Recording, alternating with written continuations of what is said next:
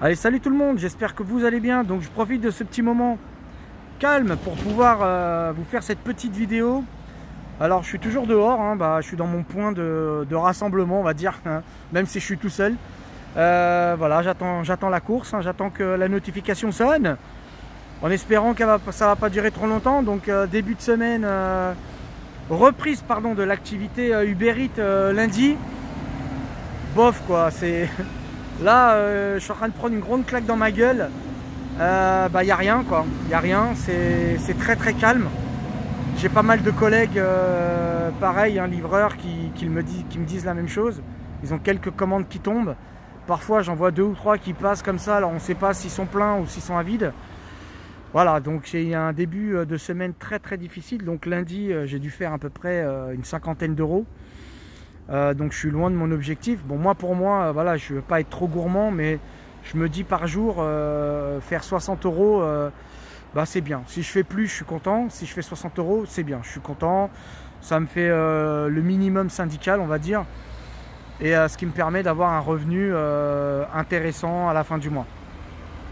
Maintenant, après, je vous laisse calculer. Hein. Je ne vais pas vous faire les calculs là maintenant, mais ça vous donne une petite idée. Pour ceux qui ne le savent pas, c'est pas mon travail principal, hein, c'est vraiment un petit travail secondaire que j'ai créé pendant le confinement, voilà, parce que je perds énormément de... Enfin, pas énormément, mais je perds une bonne partie de mon salaire, le fait que je sois en chômage partiel. Et donc du coup, j'ai décidé de lancer cette activité-là pour arrondir déjà mon salaire et en même temps pour me mettre un peu de thunes de côté. Après, c'est pas évident parce que... Voilà, comme vous pouvez le voir, je tombe en pleine saison où c'est les vacances. Donc j'ai démarré mon activité au mois de mai, donc courant mai. J'ai pas commencé tout de suite parce que Uber m'a un peu fait galérer lors de l'inscription. J'avais ma pièce d'identité européenne qui passait pas. Donc ils m'ont fait un peu galérer. Et j'ai vraiment commencé au mois de juin. Donc mon auto-entreprise était créée au mois de mai. Donc vers le 10 mai par là, il était créé. Mais j'ai réellement commencé mon activité au mois de juin. Voilà, donc voilà, c'est pas évident parce qu'on pensait par rapport à tout ce qu'on voit sur les vidéos YouTube, les gars, quand ils vous disent qu'ils gagnent des 1000 euros par semaine ou des 500, 600, 700 euros par semaine, bon, c'est qu'ils sont vraiment chanceux et qu'ils sont dans un endroit où il n'y a pas beaucoup de coursiers, qui sont dans un endroit où il y a énormément de restaurants. Voilà, moi je suis en région, je suis en banlieue, hein, je suis pas loin de Paris. Il y a quand même pas mal de restaurants là où je suis. Et malgré tout, je peine à avoir des commandes. Alors je sais pas du tout comment ça fonctionne, l'algorithme du logiciel de Uber Eats. Est-ce qu'il favorise plus certains livreurs et moins les autres? Je sais pas. C'est très aléatoire, très aléatoire. Bon, ceci dit, moi comme j'ai toujours dit, je me fixe des horaires. Donc je commence à midi, je finis à 15 h. Si j'ai une course de dernière minute, je vais la prendre et puis je peux finir un petit peu plus tard. Parce que c'est toujours de l'argent de prix. Et le soir, je fais 19h30 et je vais jusqu'à 22h30, 23h. Voilà. Donc ce qui me fait à peu près 7 heures de travail dans la journée. Et je peux vous dire que lundi, c'était vraiment la merde. Lundi, j'ai même pas fait mon objectif, parce que moi j'essaye de faire au moins au minimum 60 euros pour rentrer dans mes frais.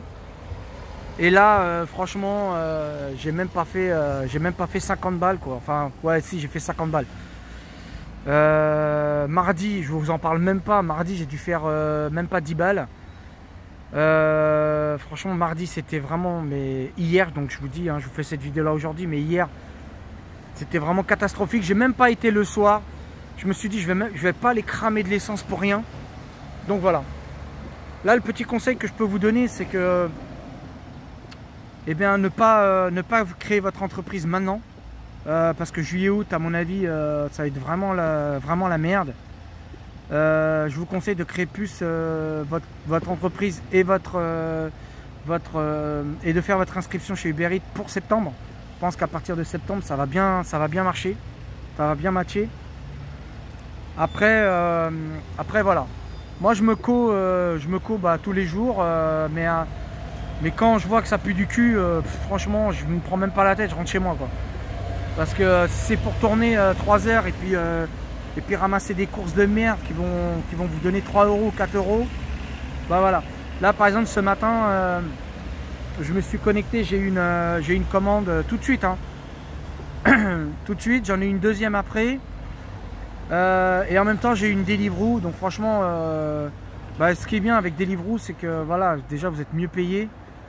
Et comparé à Uber, voilà, j'ai fait une course qui même pas 2 km, j'ai touché 3 balles et quelques.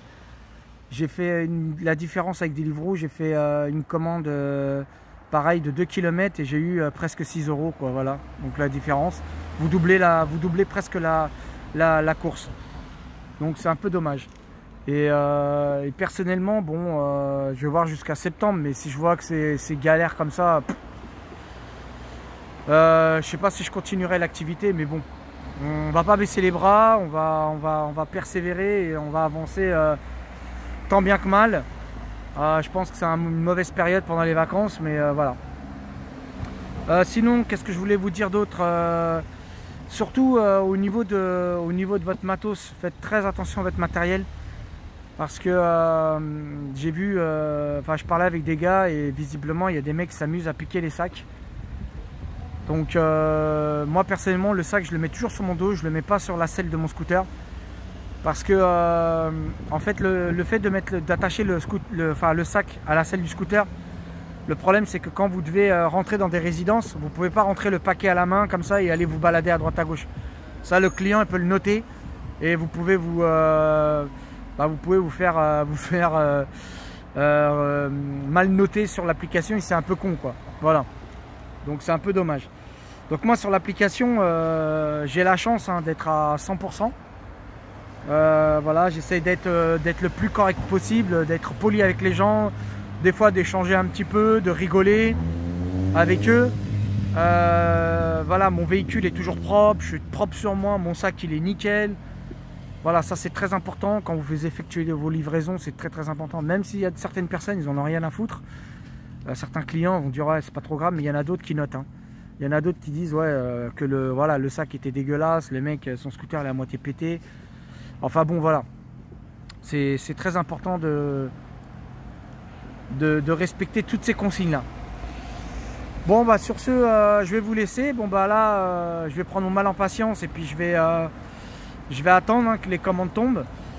Bon bah sur ce, je vous dis à très bientôt pour une prochaine vidéo. Surtout portez-vous bien. Faites attention avec le Covid, hein, visiblement ça commence à revenir. Et c'est pour ça que j'ai le masque avec vous, même pour parler sur mon téléphone. Parler à mon téléphone. Je garde mon masque, j'ai pas envie de contaminer mon téléphone, non je rigole. Et puis surtout, n'hésitez pas à mettre le pouce vert. Et puis bah, si tu as aimé la vidéo, bah, abonne-toi, ça fait toujours plaisir. Allez, à tchuss, à bientôt, ciao.